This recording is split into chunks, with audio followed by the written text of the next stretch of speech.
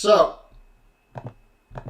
my appointments that I was supposed to have decided to cancel on me, and I think I've got the rest of the afternoon off. How wild.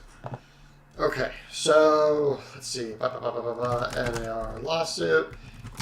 Anyway, so yeah, the NAR is the National Association of Realtors, and they were just fined $1.8 billion after losing a lawsuit, and it had to do what it revolved around is that if you ever bought or sold a home, you pay a commission to the realtor. Yeah, they got to make their money, and oftentimes they're paying 6%. But what I'm trying to figure out is they made it sound like it was an antitrust case because a bunch of major companies. Well, hang on, back up. So, first off, there's like a bajillion realtors in the world. I swear to God, if you're moving to Boise, Idaho, there's like a 3 in 5 chance that your spouse sells real estate, which really means that they go to meetings and who else knows where they go. So I grew up, my father's a real estate appraiser. I sold real estate for a while, did a short stint in property management for a company, and just there are just an ungodly amount of real estate agents in this state. So it's a little odd to me that they say, hey, these guys like colluded to get together to make everyone pay 6% when there's a bunch of discount brokers, there's flat rate brokers, there's a whole bunch of that type of stuff that goes on. So you're like, well, okay, like I get it. But what the NAR is concerned is that if you joined a real estate brokerage, then you would also be required to purchase what's called the MLS, or multiple listing service.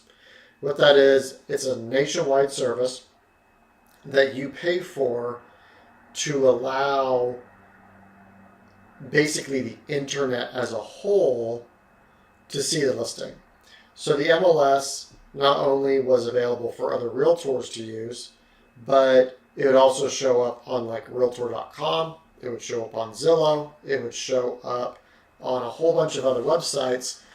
So it acted as the primary marketing force behind those homes. But in order to be a part of the MLS, you would actually have to be required to become a part of the National Association of Realtors. But that association was a lobbyist group. It was, for a long time, I don't know if it still is, maybe let's check it, but it was the largest lobbying group in Washington, or it was one of the largest lobbying groups in America. Let's see. So, according to this guy, according to the Google, Freddie Mac, Fannie Mae briefly outspent NAR in the early 2000s, but the association has held the industry's top spot since 2006, spending $81.7 million on lobbying, dwarfing the industry's second highest amount, $6.8 million. So I don't know if that's industry-wise or just within that group. I don't know if that's even important. But I remember, like, when I was in real estate, we would get these letters, and the guys, and it would tell us, like, what they were lobbying for, what these groups were doing.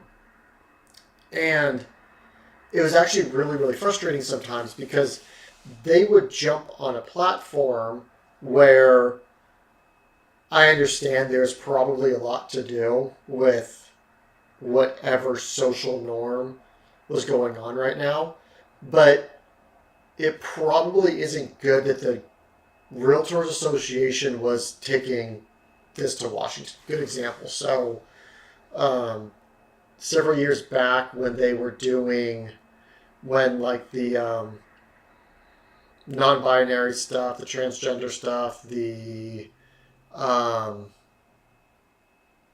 the pronouns were all coming out,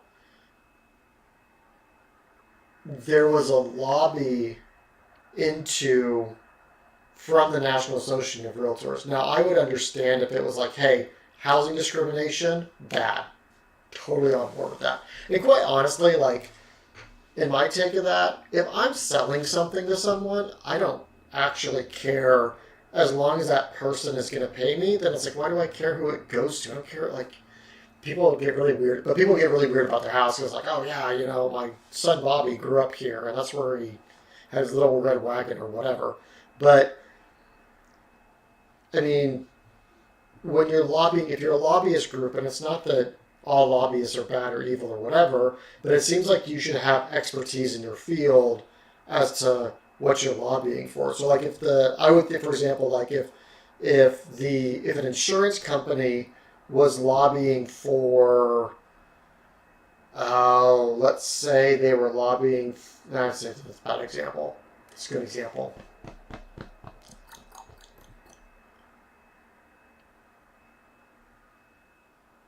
Here's a better example. Let's say the National Teachers Union, if they were lobbying for, let's say, something crazy, they wanted more fracking in America, that would seem really weird to me. Because it's like, well, wait a second, you're a teacher, you know, your group, your lobbyist group should all be about, like, making an environment better for teachers and better learning and better outcomes for students. Like, why are you spending money over here saying you're pro fracking in this fake hypothetical? And so it's the same thing for like the Association of Realtors. Like, why are you lobbying into different industries where you have no expertise whatsoever? Like, this should be a place for like doctors. This should be a place for like lawyers. There should be a place for like financial advisors. Because when you lobby for laws, you should really have an expertise in what the heck you're talking about. But they would lobby for some really wild stuff sometimes. And you're going like, and so really what it looked like, it just looked like political pandering oftentimes. But then again, like, who actually knew who was in charge of the groups? And I'd seen it many, many times over the course of my life, like people who work in some of these organizations, they've never actually worked in the industry. So it gets some really wild, crazy stuff going. But let's see, final. In court, NAR presented evidence that consumers are better off and business competition is available to thrive because of our rules and how well local MLS broker marketplaces function. So I can see why like that argument actually doesn't make any sense whatsoever. Now, I agree that there should be like an MLS because that's actually really good for distributing information. Like, there needs to be a centralized place of information because that's not just used, like the MLS is actually not just used for realtors. That's oftentimes used by appraisers. That's oftentimes used by like mortgage brokers. Sometimes like state and local officials can like use that to some extent for like taxes. But it actually like makes a lot of sense to have a centralized place of information. But like I said, it's like it's weird to me that you have, I mean, 100% they have a monopoly on that information, 100% for sure. And if you're in what's called a non-disclosure state, there's disclosure states and non-disclosure states. In a disclosure state, when you sell the home, you have to send something to the state saying, hey, this is how much we sold our house for. In a non-disclosure state, you don't have to do that. So in a non-disclosure state, when you have property taxes, they actually have to have an appraiser go through all the homes in the state and periodically like appraise them. And usually like it's just over a computer. They're not walking through. They're not calling you to do this. But it's always kind of a joke like, hey, don't paint your front door. Or, you know, if you do renovations, don't paint your front door because the tax guy's going to know you renovated the inside of the house. So there's always kind of that and those things that go on. But let's see. Do a certain rule. This is just more of a letter. Let's see.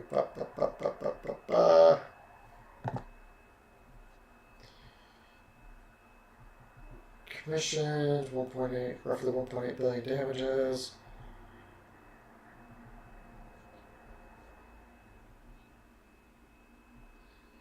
Plaintiffs in the class action lawsuit similar to 260,000. So this was Missouri, Kansas, Illinois, who objected to the commissions they were obligated to pay buyers brokers.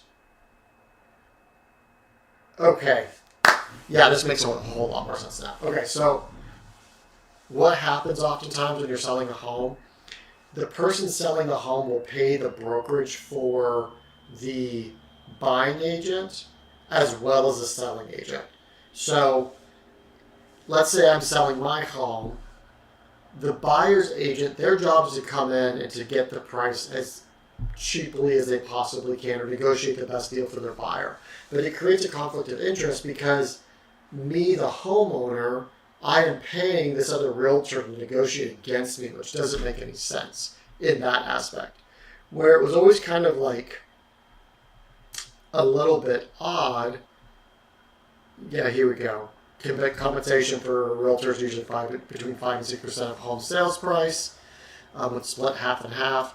Wholesalers complained the model suppressed competition by keeping commissions for buyer brokers in the 2 to 1.5 to 3% range, despite the broker's diminishing role, with many buyers able to finding homes independently. Sellers said that the arrangement had severe anti-competitive effects and made no economic sense except for buyer broker. And that's actually very true because once upon a time, way back in the day, back before, back in the pre-internet age, I know that was like when they invented copper. What would happen is they would periodically send all the realtors a book. So it was actually a binder that would go out periodically. So the realtor had to flip through all those pages, call everyone up, and figure out which homes were for sale. So buying and selling a home was quite a process.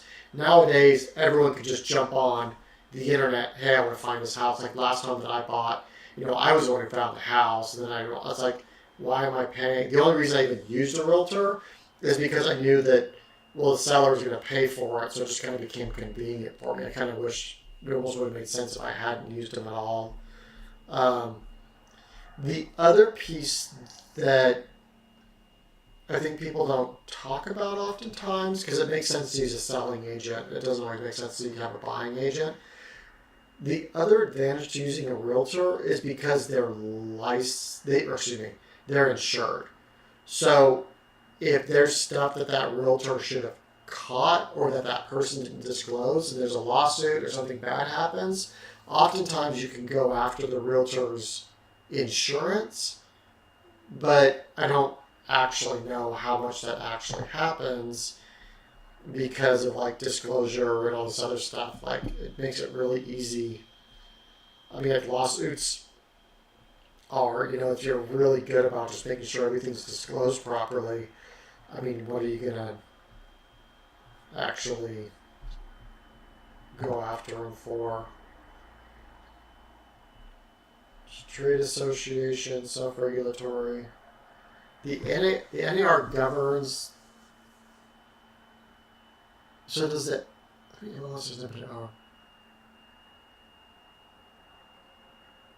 I wonder, does the NAR own MLS?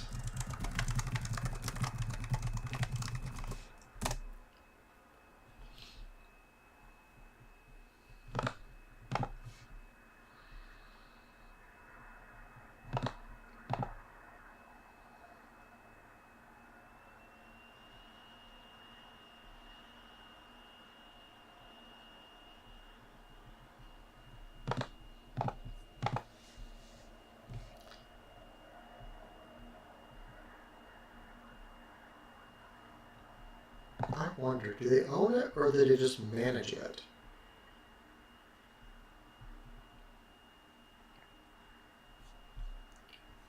That's a really interesting non-member access.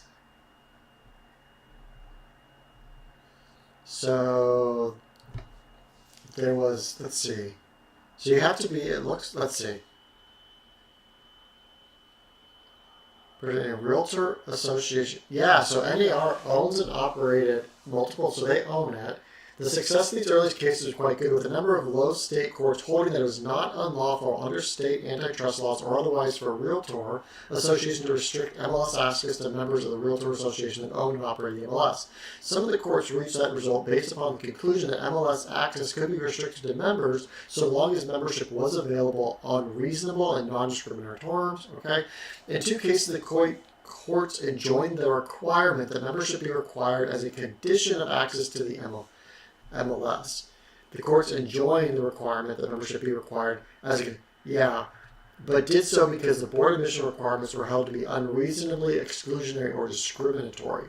This trend of successfully defending the rights of realtor associations to restrict MLS access to members was interrupted in 1997 and 98 when 2 California courts held it to be a violation of the Cartwright Act, that's the California antitrust statute, for realtor associations to exclude non-members from a realtor association. In contrast, Supreme Courts of Iowa and New Jersey subsequently held that membership rule did not violate the antitrust laws of those states. Given that most states fall federal courts consider issue and reject challenging MLS. The plaintiff and Thompson were an individual real estate licensee in the Empire Real Estate Board, which is the United 11th Circuit held that restricting access to realtors to an associated operating MLS to realtor member violates federal antitrust laws as an unlawful group boycott and unlawfully tying arrangement if the MLS has market power and relevant geographic market. The court left open the opportunity for the MLS to offer legitimate pro-competitive justifications for membership requirements, such as adherence to the Code of Ethics or specific provisions. Such justifications would establish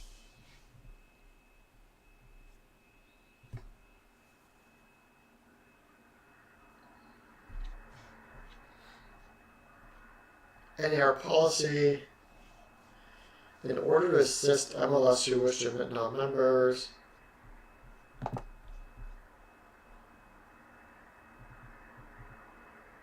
Okay, that's just their ability to attach something to it.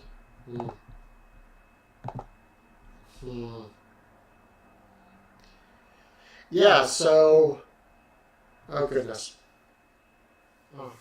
So basically, what it amounts to is that you are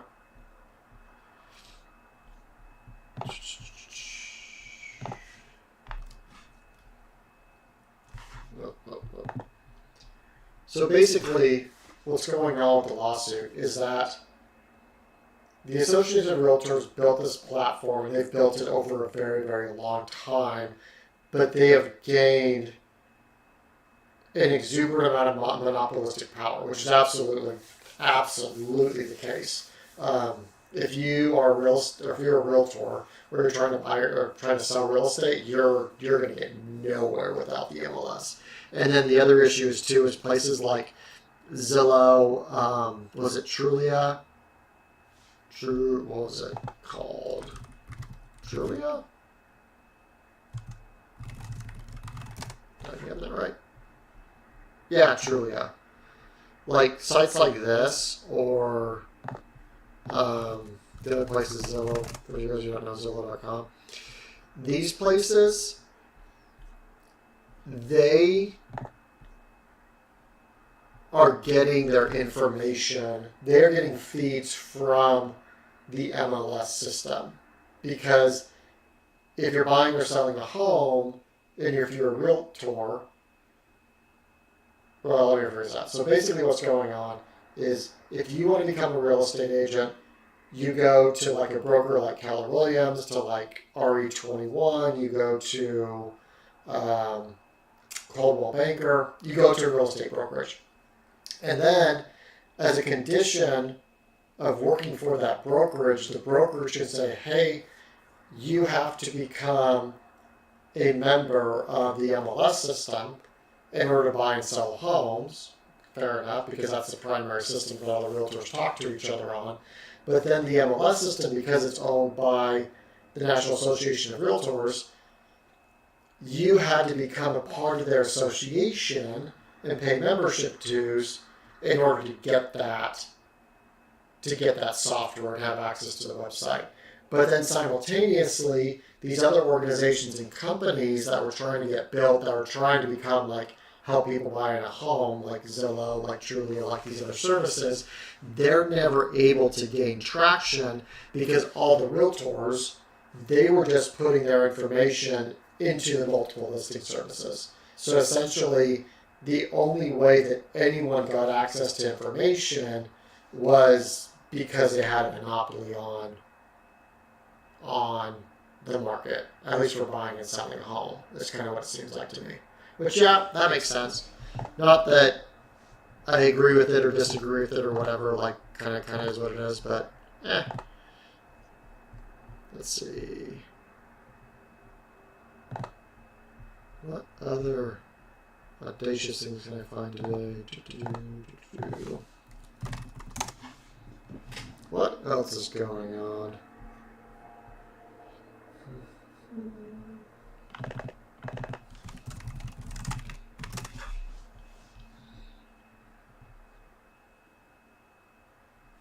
I'm trying to avoid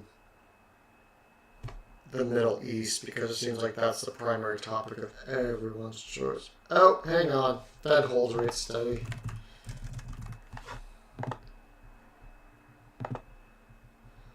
Do you know what? I want to do this.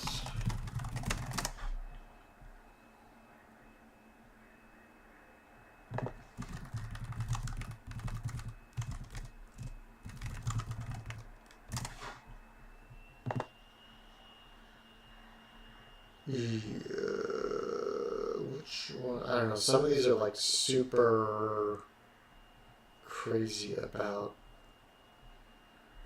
not live streaming their stuff. I need to go read the. I need to go read. Readings for losers. Okay.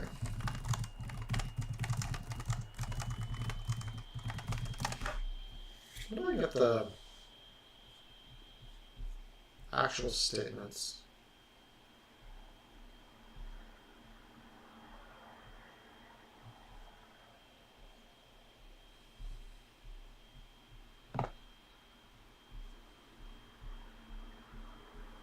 Oh, look, so you guys got 4 more articles as I get nailed by 500 advertisements. Gross.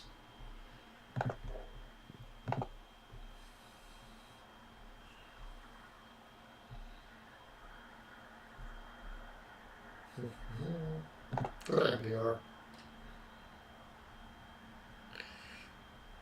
Over yet. Federal Reserve left interest rates unchanged, but signal that future rate hikes are still possible.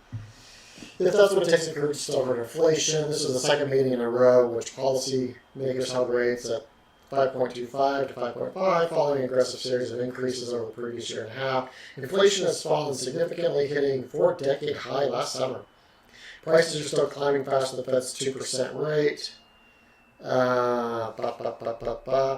Oh, would you look at that? We're now worried about Taylor Swift concert tickets. Whew. Better watch out. She's pricey. The nation's economic economy grew at an annual pace. Okay, so that 4.9%, I saw that the other day. That is like, oh, this drives me crazy. Because if you've had this like nightmarish inflation, and you know they took the worst interpretation that they possibly can. I want to see that. Let's see,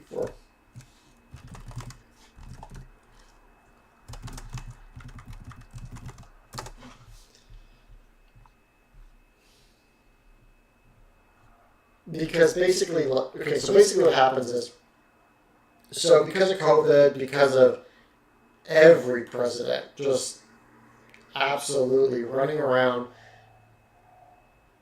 borrowing as much money as they possibly can, the Fed prints as much money as they can, okay, what it does is because they measure everything with dollars, what happens is your money gets inflated, which means you can actually buy less stuff right now, which is why so many people are struggling right now. but it makes the numbers on the short run look really, really good. So it's like, well, U.S. economy, the growth accelerated for a strong 4.9% rate last quarter, but it's like, well, hang on a minute. People, that's really, really delusional, because right now, the amount of money that people are saving and the amount of money that people saving has gone down, but also the amount of money that people have started pulling out of 401ks, the amount of money that they're putting on a credit card, they're pulling money out of their 401k to survive, and they're putting money into debt in order to survive. Okay? So it's like, how real is that actual growth? But like I said, I saw that number and I was like, no shot is that real growth. And when I say real growth, what I really mean by that is what is the advancement of actual goods and services? Okay? Apart from Tesla, who's really coming out with new stuff in the economy today? What's actually being produced? We've got AI to some extent, but I mean, AI so far, and I know everyone for a while was screaming about how good and great it's going to be, but I like ChatGPT. I like Bard as well, because it helps me out with research. It helps me working through stuff. But all in all, that stuff's just been an absolute disappointment. Okay. I mean, like I said, they say stuff like this. This is just a very resilient economy, but it, hang on, let's look at government debt 2022, 2023. Let's go for a few years. Hey, look, pictures. There we go. Let's make it bigger.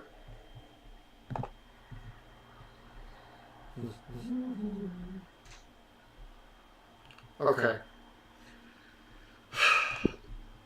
State of the Union and the numbers. Federal government spent 28.7% more than it collected fiscal year 2022, resulting in a $2.45 trillion deficit. Okay? So if the federal government's borrowing this amount of money more, and we're saying, okay, gross domestic product has grown at this rate, obviously spending is coming down, revenue is coming down. And I'm not saying, I get it, COVID wrecked everything, so I'm not necessarily saying that I disagree with everything that's going on, but it really kind of feels like, to me, especially with politicians are so good at doing this game. What they do is, for example, if you're a Democrat, if something needs to be passed and it doesn't get passed, immediately Republicans fall. If you're a Republican that needs to pass something and it doesn't, immediately a Democrat's fault. But if something good's happened, 100% it was all you. It was all because of you. Remember Al Gore, when they joke about how he invented the internet? It's that.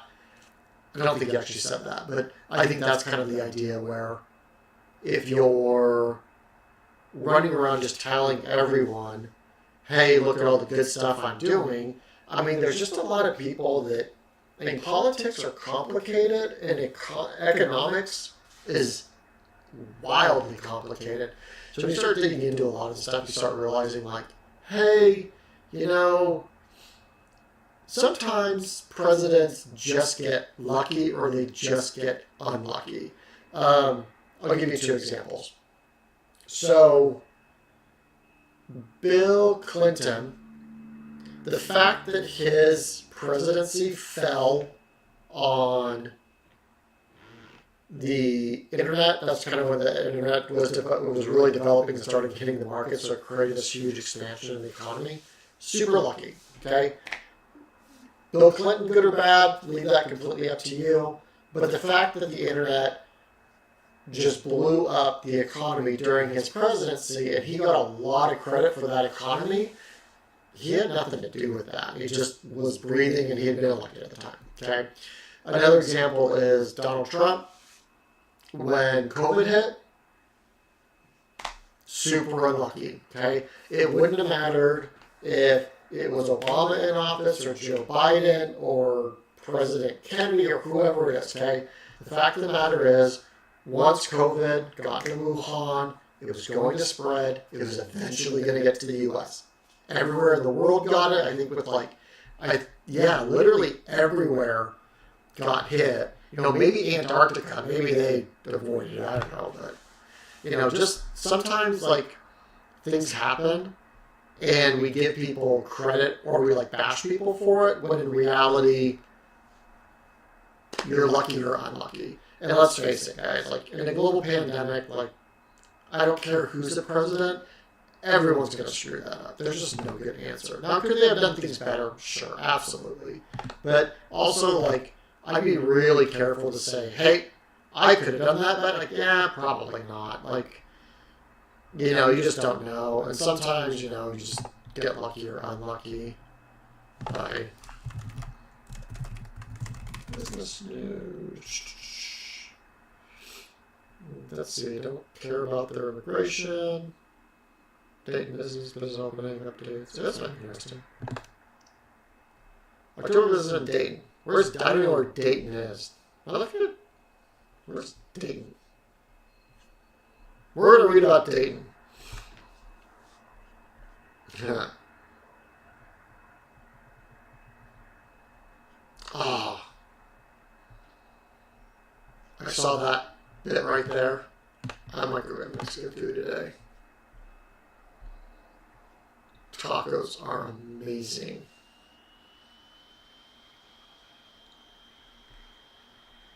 I don't even know what I'm looking at here. Alright, go back.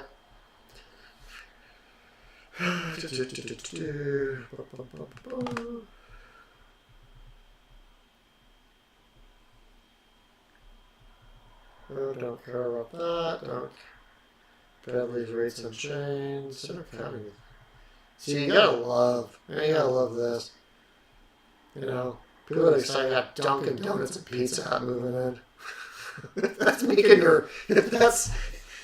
making your news, local news, you must be pretty bored. WeWork. What is WeWork?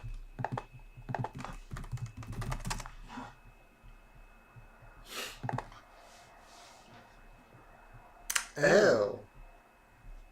I got an office space like this. Are they going under? Oh, apparently WeWork is gone. Okay. Yeah, that's another one to watch too. So WeWork, actually these places are really cool. If you are looking to start a business or you just need office space, what they do is they have these shared office places where you can go in, get office spaces for cheap, just depending upon, then obviously prices will scale. But oftentimes, you can go down and find just office space for $100 or a couple $100, and you can use their office space. And it looks like these guys are going out of business. It's kind of sad. There's startup type places, which is really good. The small business. I like small business stuff. That keeps rates unchanged. FMI positive growth. I need a second screen. FMI sees positive growth in private labels. Private label offerings are continuing to benefit from increased adoption during the pandemic and higher grocery prices, according to recent data at FMI.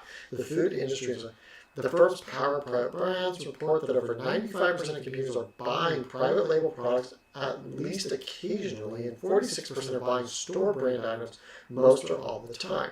Private label adoption has also increased the last 12 months, with 61% of shoppers saying they have purchased more store brands this year versus just 26% stating they have bought more name brand products. Shoppers are definitely more upbeat about private brands, FMI said. The feedback indicates that accelerated private brand trial during COVID-19 pandemic is having enduring positive impacts. Increased store prices are additionally causing some consumers to shift away from branded products. More than 50% of shoppers report noticing higher grocery prices in the past several months, and nearly 40% of the respondents say they've begun to buy more store brand items as a result. Huh. So as prices go up, if you can actually beat out pricing, it gives you an opportunity to come in and undercut your competition. And that's going to be wild, though. Getting food, though. I don't even want to know what the regulation is for that. That's going to be a nightmare.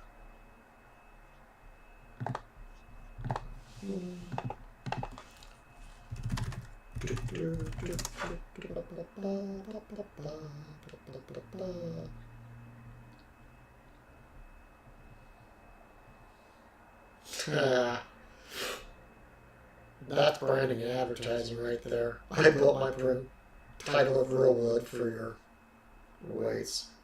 I see your double entendre.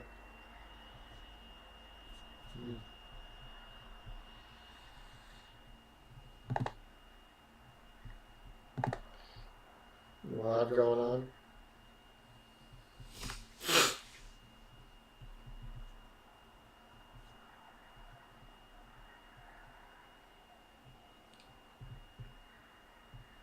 Oh, here we go. And then I switched to Liberty Mutual and saved hundreds.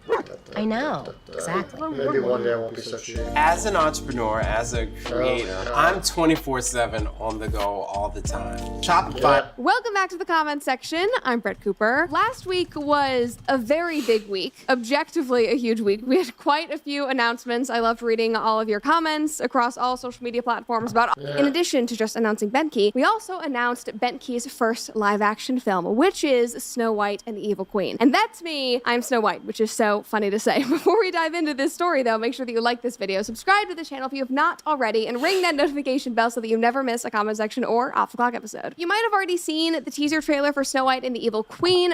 Okay, so one thing that I think the Daily Wire has done extremely well is their ability to placate to conservatives in the sense that no one's ever allowed to change anything.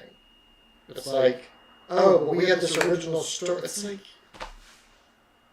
does anyone care? Like, honestly, it's like, here's my deal. Here's the deal. If you remake a movie and it's actually better than the original, I'm all in. Like, I don't, like, sweet, if you can do it better, but, like,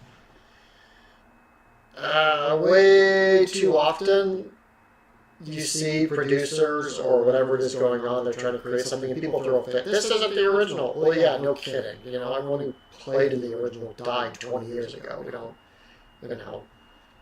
Or it's just like not popular anymore. It's like when they try to remake John Wayne movies, like, you know. Oh, couldn't think of it. I think they did. Who was it? Was it Denzel Washington? I think it was Denzel. Oh man, was it The Magnificent Seven where he played Chisholm? I don't know. He makes some good cowboy movies. Anyway. But before we dive into that, because I want to do a reaction and read some of the comments. Okay, here we go. So cool, guys. Once upon a time. All right, forward now.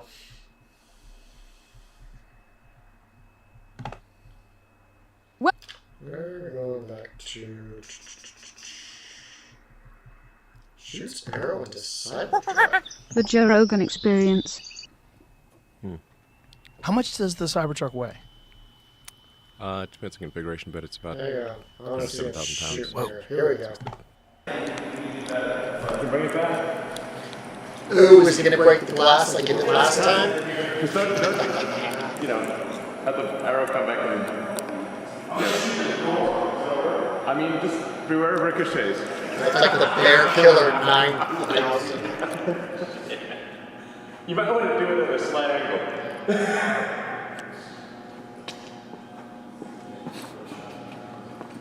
Such an engineer, slight angle. Oh! Did not penetrate. There, yeah. Buff that up. Blew the arrow apart. Yeah. Oh, Flatten the tip of the arrow. there you go. That's impressive. Okay, so if you are assaulted in your Tesla Cybertruck with a bow and arrow, you will survive. But that's only if you shoot in the door. Don't get shot in the glass.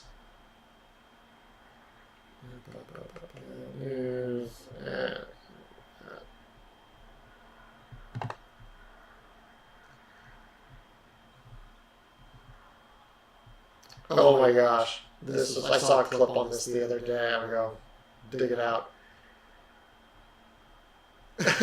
Vaughn. So if you haven't listened to Theo Vaughn, that guy's hilarious. That guy's just naturally just crazy funny. But he has a past. Anyway, he was saying to Tucker Carlson that he got off cocaine because of the fentanyl. And Tucker had like no idea how to respond to him. Let's see what else.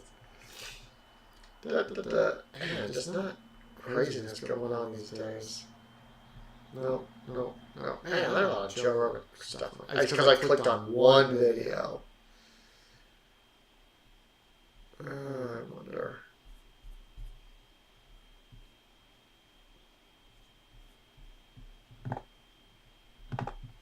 Well, I gotta go take care of some other stuff now. It's 4 o'clock. Alright. Sweet. Well, see y'all later. Have fun.